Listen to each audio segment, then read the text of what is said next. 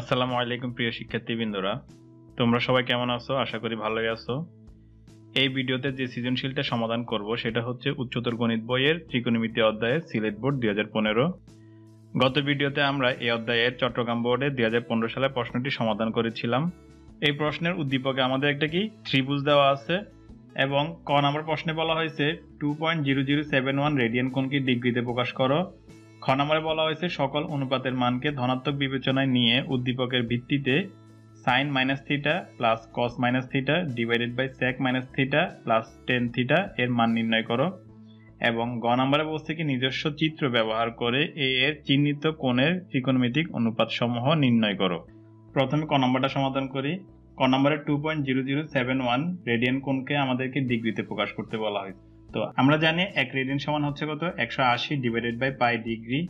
তাহলে 2.0071 রেডিয়ানের সাথে যদি আমরা 180 ডিভাইডেড বাই পাই গুণ করি তাহলে এটা কিসে কনভার্ট হয়ে যাবে? ডিগ্রিতে কনভার্ট হয়ে যাবে। এখন এটা যদি ক্যালকুলেশন করি তাহলে আমরা পাচ্ছি কত 114.9980901, যেটাকে আমরা প্রায় 115 ডিগ্রি বলতে পারবো। সুতরাং 2.0071 রেডিয়ান কোণ সমান হচ্ছে কত 115 ডিগ্রি। এটাই হচ্ছে কি আমাদের অ্যান্সার। এরপর খ নাম্বারটা সমাধান করি। খ নাম্বারে বলছে কি সকল অনুপাতের মানকে ধনাত্মক বিবেচনায় নিয়ে উদ্দীপকের ভিত্তিতে sine minus theta plus cos minus theta divided by sec minus theta plus tan theta এর মান নির্ণয় করো। অর্থাৎ আমাদেরকে sine theta cos theta sec theta tan theta এর মানগুলা নির্ণয় করা লাগবে। উদ্দীপকে আমাদের একটা কি ত্রিভুজ দেওয়া আছে, এই ত্রিভুজের মধ্যে এই কোণটা হচ্ছে কি থিটা কোণ, এই কোণটা হচ্ছে পাই বাই 2 মাইনাস থিটা কোণ, এই বাহুর মান হচ্ছে কত 5, এই বাহুর মান হচ্ছে কত 12। যেহেতু প্রশ্নে আমাদেরকে থিটা কোণের কথা বলা হয়েছে তাহলে এই থিটা কোণের জন্য এই বি বাহুটা হচ্ছে কি লম্ব, আর এই বি সমান কত দেওয়া আছে 5 দেওয়া আছে। বিসি হচ্ছে কি ভূমি, ভূমি ইকুয়াল কত দেওয়া আছে 12 দেওয়া আছে, কিন্তু এখানে অতিভুজের কোনো মান দেওয়া নাই। যেহেতু এটা একটা কি সমকোণী ত্রিভুজ তাহলে আমরা এখানে পিথাগোরাসের উপপাদ্য অনুযায়ী পাই অতিভুজ স্কয়ার ইকুয়াল লম্ব স্কয়ার প্লাস ভূমি স্কয়ার। এখন অতিভুজ ইকুয়াল যদি এসি, ভূমি ইকুয়াল যদি বিসি, লম্ব সমান যদি এবি বসাই তাহলে আমরা লিখতে পারবো AC whole square equal AB whole square plus BC whole square. AB সমান 5, বিসি সমান যদি 12 বসাই তাহলে আমরা পাচ্ছি কত AC whole square equal 5 square plus 12 whole square. 5 square সমান হচ্ছে কত 25, 12 হোল স্কয়ার সমান হচ্ছে কত 144। তাহলে এই দুইটা এখন যোগ করলে আমরা পাচ্ছি কত 169। এখন উভয় পাশে যদি আমরা রুট করি তাহলে আমাদের যে কোনো একটা পাশে কি দিতে হবে প্লাস মাইনাস চিহ্ন দেওয়া লাগবে। তাহলে আমরা এই পাশে প্লাস মাইনাস চিহ্ন দিলাম। এখানে রুট আর স্কয়ার কি কাটাকাটি হয়ে যাচ্ছে, থাকতেছে কত এসি, আর এখানে রুট ওভার 169 ইকুয়াল হচ্ছে কত 13। তাহলে এসি ইকুয়াল কত পাচ্ছি প্লাস মাইনাস 13। যেহেতু এসি একটা ত্রিভুজের নির্দিষ্ট বাহু আর বাহুর মান কখনো কি হয় না ঋণাত্মক হয় না, তাহলে আমরা এখান থেকে শুধুমাত্র পজিটিভ মানটাই নিব। সুতরাং এসি ইকুয়াল আমরা কত পাচ্ছি 13 পাচ্ছি। এখন সকল অনুপাতের মান যদি আমরা ধনাত্মক বিবেচনা করি তাহলে আমরা এখানে সাইন থিটা ইকুয়াল কত পাচ্ছি লম্ব বাই অতিভুজ, আর লম্ব মানে হচ্ছে কি AB divided by AC. AB এর মান কত 5, এসি এর মান হচ্ছে কত 13। তাহলে সাইন থিটা ইকুয়াল আমরা কত পাচ্ছি 5/13। একইভাবে কস থিটা ইকুয়াল হচ্ছে কি ভূমি বাই অতিভুজ, অর্থাৎ BC divide by AC. BC এর মান হচ্ছে কত 12, এসি এর মান হচ্ছে কত 13। সুতরাং কস থিটা ইকুয়াল হচ্ছে কত 12/13। টেন থিটা ইকুয়াল হচ্ছে কি লম্ব বাই ভূমি, অর্থাৎ AB divided by BC. AB এর মান হচ্ছে কত 5, বিসি ইকুয়াল হচ্ছে কত 12। সুতরাং টেন থিটা ইকুয়াল হচ্ছে কত 5/12। এবং সেক থিটা ইকুয়াল হচ্ছে কি অতিভুজ বাই ভূমি, অর্থাৎ AC divided by BC. AC equal হচ্ছে কত 13, বিসি ইকুয়াল হচ্ছে কত 12। সুতরাং সেক থিটা ইকুয়াল হচ্ছে কত 13/12। আমাদের প্রদত্ত রাশি দেওয়া আছে sine minus theta plus cos minus theta divided by sec minus theta plus tan theta. Sine minus theta সমান হচ্ছে কি minus sine theta, cos minus theta সমান হচ্ছে cos theta, sec minus theta সমান হচ্ছে কি sec theta plus tan theta. কারণ আমরা জানি কি কস মাইনাস থিটা যে কথা কস থিটা একই কথা, সেক মাইনাস থিটা যে কথা সেক থিটা একই কথা, বাট সাইন মাইনাস থিটা মানে হচ্ছে কি মাইনাস সাইন থিটা।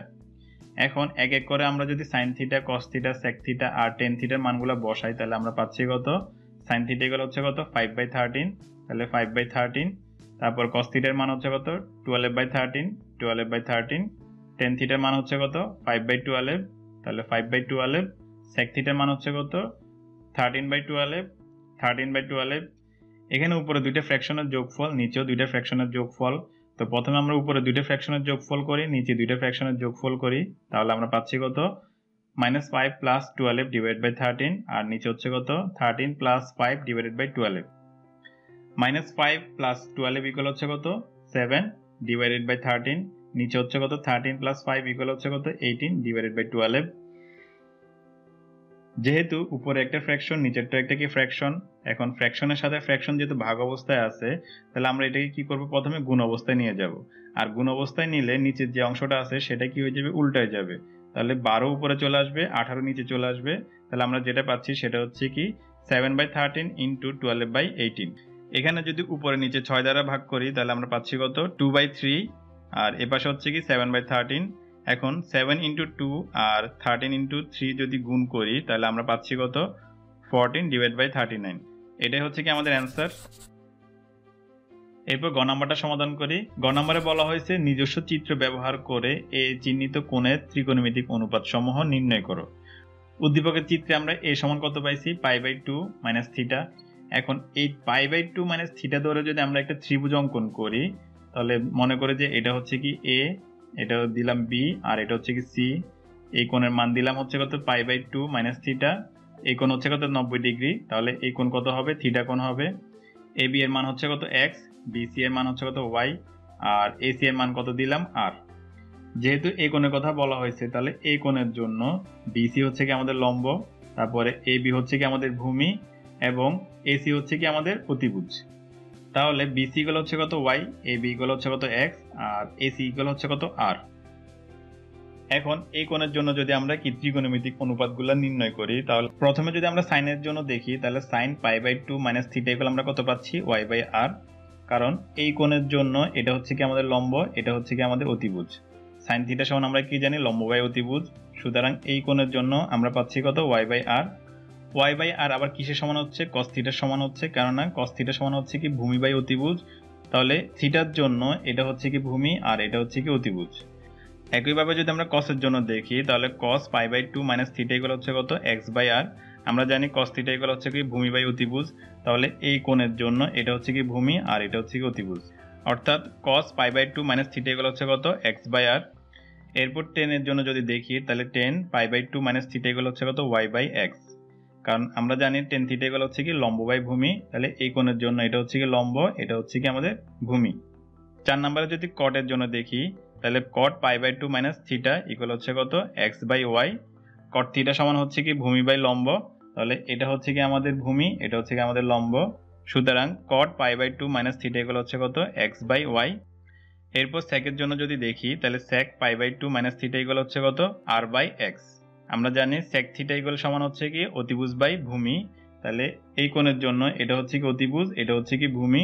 সুতরাং sec π/2 - থিটা ইকুয়াল হচ্ছে কত r/x। লাস্ট কোসেক এর জন্য যদি দেখি, তাহলে কোসেক π/2 - থিটা ইকুয়াল হচ্ছে কত r/y। কোসেক থিটা সমান আমরা কি জানি, অতিভুজ বাই লম্ব। তাহলে এই কোণের জন্য এটা হচ্ছে কি আমাদের লম্ব, এটা হচ্ছে কি আমাদের অতিভুজ। সুতরাং কোসেক π/2 - থিটা ইকুয়াল হচ্ছে কত r/y। এগুলো সবগুলাই হচ্ছে কি আমাদের অ্যান্সার।